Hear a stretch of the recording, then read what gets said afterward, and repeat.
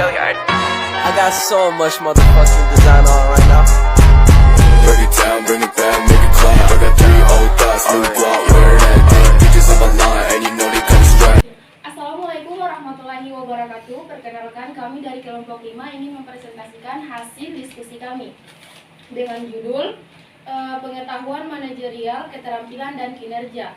Sebelum kita memulai diskusi ini, terlebih dahulu saya akan memperkenalkan diri saya. Perkenalkan, nama saya Sartila. Perkenalkan, nama saya Iglesia Nopianti Unike. Nama saya Anissa Chandra Pratiwi. Saya Yudinda Diningsih. Saya Muhammad Elensyah Bugasi. Oke, untuk mengefisienkan waktu, mungkin kita akan membahas materi pertama yang akan dibacakan oleh Kak Ali. Jadi di sini saya akan membahas tentang ilmu dasar manajerial. Jadi walaupun manajer kebanyakan sering berpindah-pindah perusahaan dan bekerja di industri yang berbeda-beda, jika si manajer itu tidak memiliki basic ilmu manajerial yang relevan terhadap manajerial job mereka, para manajer pasti akan kesulitan. Basic ilmu manajerial dapat mencakup informasi tentang industri dan teknologinya, kebijakan dan praktik perusahaan, tujuan dan rencana perusahaan, budaya perusahaan, kepribadian anggota organisasi, serta pemasok dan pelanggan.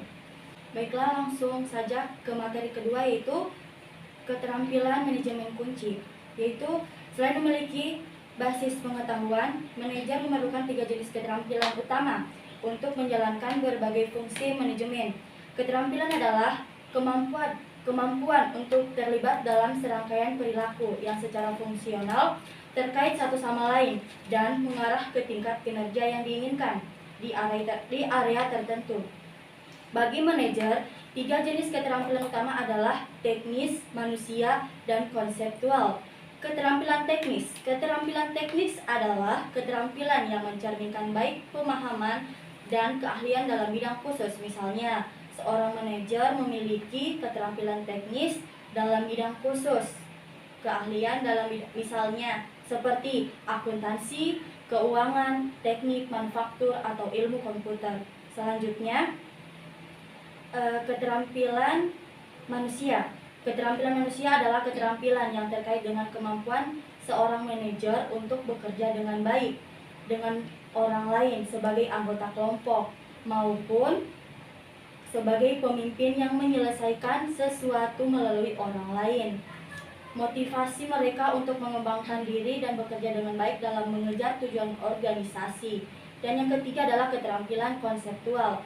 Keterampilan konseptual adalah keterampilan yang terkait dengan kemampuan untuk memvisualisasikan, memahami bagaimana organisasi cocok dengan konteks industri, komunitas, dan dunia yang lebih luas.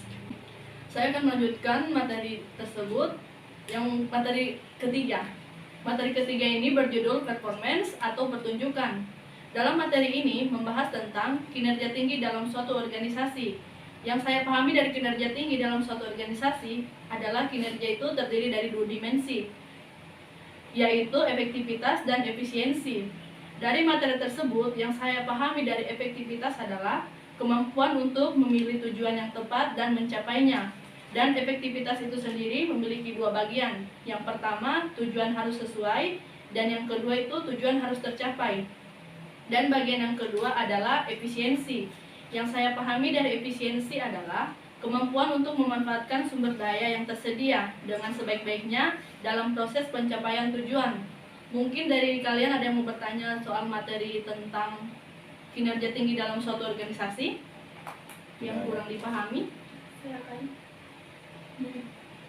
Baiklah, dari materi yang Anda sampaikan tadi, di situ langsung membahas tentang 2 bagian atau dimensi dari kinerja tinggi dalam suatu organisasi. Nah, pertanyaan apa yang dimaksud dengan kinerja tinggi dalam suatu organisasi?